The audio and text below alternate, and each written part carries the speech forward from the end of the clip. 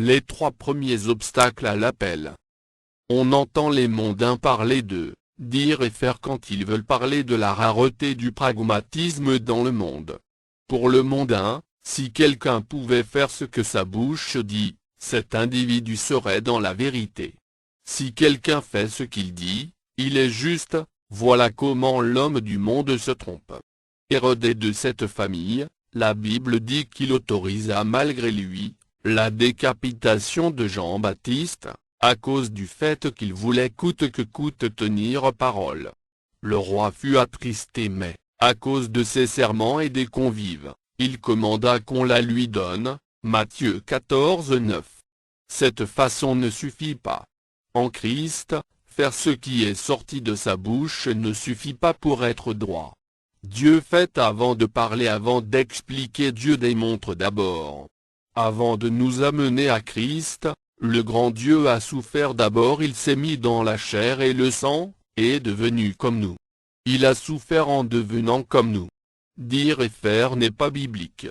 Faire et dire est la voie pédagogique divine, la voie d'enseignement efficace et sainte.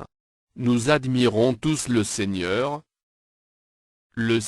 Jésus aujourd'hui, voyant tout ce qu'il a fait pour nous, et nous nous demandons comment il est arrivé à le faire.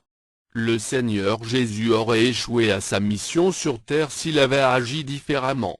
S'il n'avait pas suivi le chemin de la croix, Jésus aurait raté la victoire actuelle de Dieu par laquelle nous sommes sauvés. Personnellement, j'ai toujours pensé que le succès du ministère de notre Seigneur était toujours évident. Je me disais que puisqu'il est Dieu, il a le pouvoir de faire tout ce qu'il veut. Je croyais que puisque Jésus savait tout, il n'avait pas à éviter quelque écueil ou à suivre une règle de conduite quelconque avant de réussir quoi que ce soit dans son appel. J'ai toujours cru que le Seigneur avait fait ce que nous voyons dans la Bible, juste pour nous instruire. J'ai toujours pensé que même les douleurs de cœur que l'on ressent en Dieu en lisant certains passages bibliques, comme dans Jean 1:16, ne sont que des faits dont le but est de créer en nous l'amour du prochain. Et puis je voyais même les peines du Christ dont parlent les Écritures comme une peinture éducative. Je n'avais jamais pris conscience du vrai sens de la vie de la croix de notre Seigneur. Non, me disais-je toujours, les difficultés de la vie sur terre ne sont rien, devant le Seigneur, Dieu ne peut pas souffrir. Or, depuis les temps difficiles que j'ai eu à traverser personnellement, Dieu a ouvert mes yeux sur un autre aspect de la vie en Christ. C'est cette ouverture qui m'a permis de voir la vraie face de la vie sur terre. Ma découverte, j'ai donc trouvé que tout être humain quel qu'il soit a 4 difficultés à surmonter avant d'arriver à choisir le chemin de son succès maximum qui est la vie de la croix. Ces difficultés, nous les désignons sous le titre d'obstacles à la vie de la croix ou tout simplement obstacles à la vie. Ces obstacles nous les retrouvons dans la vie de tous les serviteurs de Dieu du passé. Par exemple, Jonas a refusé d'aller prêcher aux habitants de Ninive, à cause de la haine qu'il avait pour ce peuple barbare. Quand Dieu a appelé Abraham, il lui a demandé de quitter 3 choses et d'aller sur une terre étrangère. Le Seigneur dit à Abraham, quitte ton pays, ta parenté et la maison de ton père et va dans le pays que je te montrerai. Genèse 12:1. Cet appel a plusieurs implications. L'être humain était créé pour vivre dans la vie abondante, une vie assurée. Actuellement, cette vie perdue, dans le jardin d'Éden, suite au péché est retrouvée en Jésus-Christ. C'est elle que dans le Nouveau Testament, la Bible appelle vie éternelle à cause de son efficacité. Adam vivait dans le jardin, dans un lien d'amour avec Dieu. La vie de la croix est la vie qu'avait Adam avant le péché. C'est la vie que Dieu a enseignée lui-même à l'humanité. C'est la même vie que Dieu veut nous voir développer si nous voulons un jour vivre avec les anges dans le ciel. La vie de la croix est une sagesse, une stratégie pour vaincre le diable. C'est un comportement. Cette vie est rare de nos jours, parce que le diable voile les esprits et les empêche de se donner totalement à Dieu pour que Christ habite en eux. Matthieu 13:15. Les chrétiens préfèrent aujourd'hui se réfugier dans des temples de délivrance, mais ils repoussent le vrai évangile.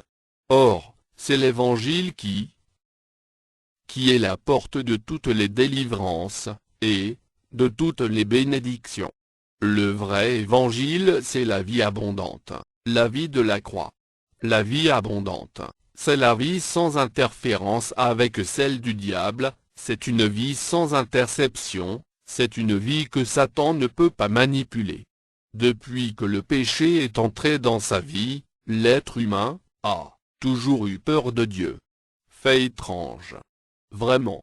Voilà pourquoi de nos jours, même dans l'Église de Dieu, on évite le Saint-Esprit. Le résultat, me demandez-vous?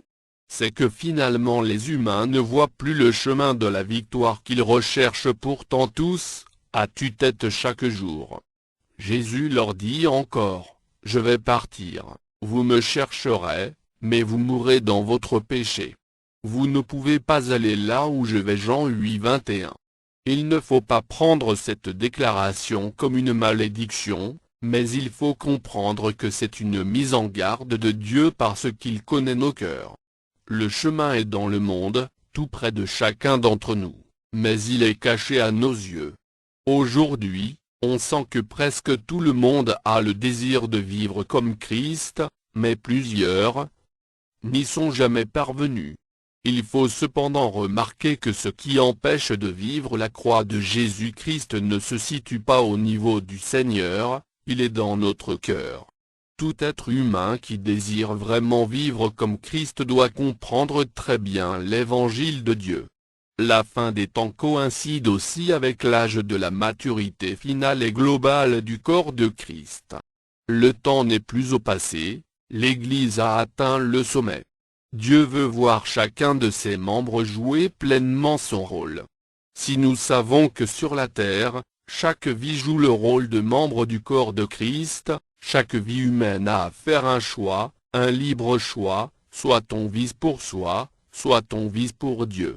Avant de vous envoyer sur le champ de bataille, Dieu va vous éprouver, c'est la phase pratique. Avant de vous éprouver, Dieu va vous former, c'est la phase théorique.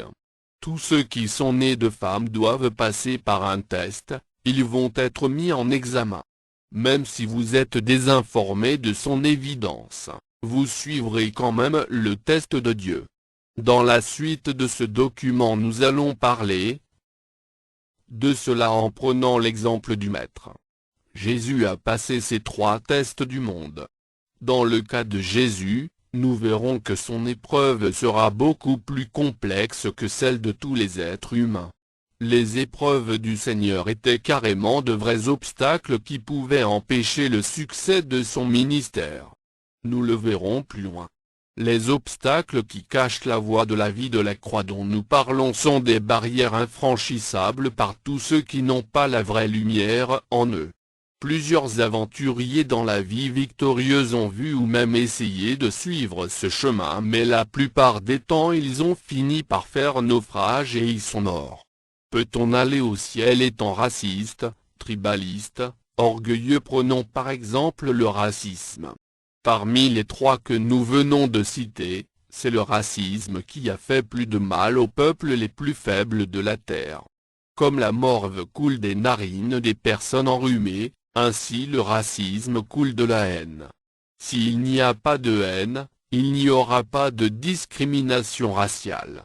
L'histoire montre que même dans certains pays chrétiens, le racisme fut de mise, même dans les églises. C'est pour cette raison que nous allons chercher à savoir si le raciste peut aller lui aussi au ciel.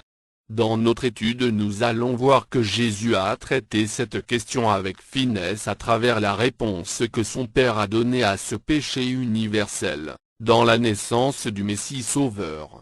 Nous allons donc voir pourquoi le christianisme d'aujourd'hui ne peut jamais produire les disciples que Dieu espère, si nous qui en sommes le produit, nous refusons de nous repentir. Nous verrons dans ce livre que Dieu ne force personne à le suivre. C'est ce que nous voyons dans la vie de Christ lui-même. En effet, à chaque étape de sa vie, Dieu met devant lui un libre choix.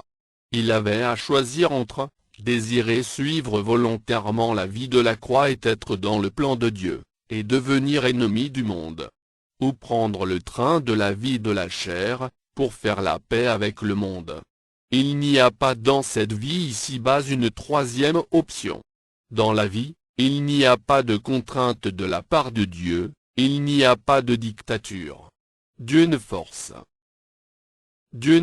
personne à le servir, mais il nous avertit. Il avertit toujours chaque vie, jusqu'à la dernière minute et à la dernière seconde de sa vie. Dieu donna à notre Seigneur un libre choix à faire chaque jour et à chaque seconde de sa vie. Jésus le signifia clairement quand il nous donnait le commandement concernant la vie de la croix. Il dit, puis il dit à tous, si quelqu'un veut venir après moi, qu'il renonce à lui-même, qu'il se charge chaque jour de sa croix, et qu'il me suive. Luc 9 et 23. Jésus n'a pas dit ceci aux plus grands pécheurs de son temps mais à tous les humains de toutes les générations, depuis l'inauguration du chemin de la croix, jusqu'à la fin du monde. Autrement dit, la vie de la croix n'est pas forcée, ce n'est pas une obligation, elle se décide librement. Comme vous le lisez, Jésus choisit toujours le côté le moins favorable possible à la réalisation de la joie de la chair. Il choisit toujours ce qui est moins confortable à la vie dans le monde. Ce que le monde trouvera impossible, irréalisable, c'est cela que le Messie lui, il choisit dans sa vie. Tout le monde chante aujourd'hui Jésus, Jésus, Jésus, mais très peu l'aiment. Je voulais dire que très peu connaissent son œuvre. Très peu encore aiment l'œuvre de Dieu. Une fine partie veut vraiment la faire. Plusieurs désireraient sa gloire, sa puissance, sa richesse, ses miracles, mais jamais son œuvre qu'il a accomplie sur la terre. Nous lisons dans la Bible avec émerveillement que Jésus obéissait de façon permanente à Dieu. Nous remarquons qu'il y avait des événements spéciaux qui représentaient des zones de temps charnières entre les époques différentes dans la progression de son séjour terrestre.